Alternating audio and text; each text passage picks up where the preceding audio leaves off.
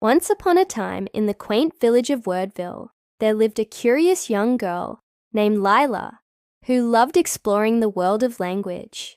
Lila was fascinated by words, their shapes and sounds and meanings, but one tiny word puzzled her more than any other, the.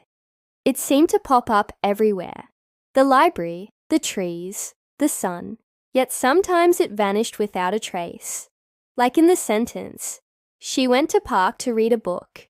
Why was them sometimes there and sometimes not? Determined to master its magic, Lila set out on an adventure to uncover the secrets of the. Her quest began at the library, a grand building known as the heart of Wordville's knowledge, surrounded by towering shelves of books. Lila thought, why do we say the library and not just library? Is it because it's big? A wise librarian, Ms. Grammar, overheard her and smiled. Lila, them is the definite article. It points to something specific, something we both know about. This is the library because it's the one and only library in Wordville. If I said, I love libraries, I wouldn't use the, because I mean libraries in general. Lila nodded, scribbling in her notebook. Use the for specific things, known to both speaker and listener. Next, Lila wandered into the Whispering Forest, a place so unique that everyone in Wordville called it the forest. As she walked, she saw the sun shining brightly overhead.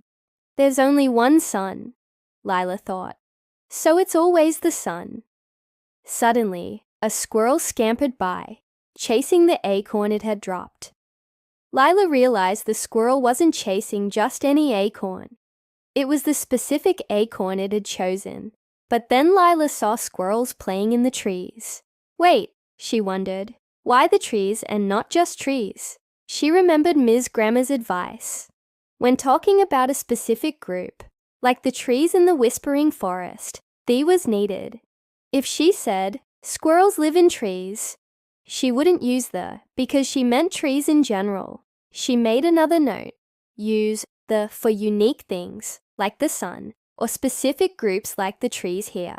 For her next lesson, Lila skipped over to the annual Wordville Festival, a specific event everyone knew about.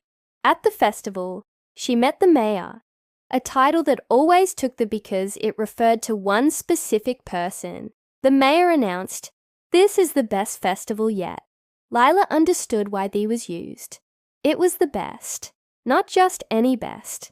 As Lila danced to the music, she noticed people talking about music in general, without the. A boy said, "I love music," and Lila realized he meant music as a concept, not the specific music playing at the festival. She wrote, use the siège with superlatives like the best and specific things, like the music at this event, but not for general ideas like music. Tired from dancing, Lila sat by the Crystal River, a specific river with a proper name that always took the. She thought about her friend Sarah, who lived nearby. I never say the Sarah, Lila mused, because she's a proper noun. But then she remembered the Beatles, a band that did take the. Confused, she recalled that some proper nouns, like the United States or the Alps, used the because they were plural or collective names. So she learned, don't use the with most proper names like Sarah, but use it with some proper nouns like the United States or the Alps and certain titles like the mayor or the president.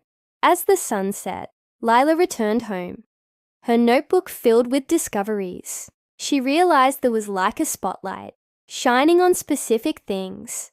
It was the book on her desk, the first star in the sky, or the happiness she felt after her adventure.